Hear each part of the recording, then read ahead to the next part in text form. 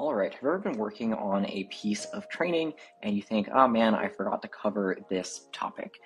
You want to build it out in an interactive block, sort of like this one or this one, but drafting that content and then putting it into that format could take you a bunch of time, right? So I'll show you how quickly you could do this with AI Assistant in Rise. You can go over and click on Generate AI Block. AI Assistant is going to give you some recommendations based off of your course and your source material for the topic of that block. If I had an idea, I could also do that as well and just enter that in the text. I'm going to click on creating powerful conclusions, and then AI Assistant will ask me which format I'd like to use.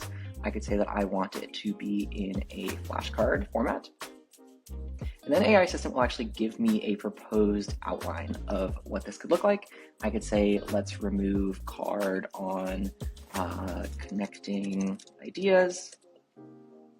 So I have full control here, and then I can go ahead and actually insert that block. So you can see how quickly I was able to do that. I had full control, and I can now continue to edit and move on if I want to. So this is the block generation feature in AI Assistant in Rise. Go try it out in Articulate 360 today.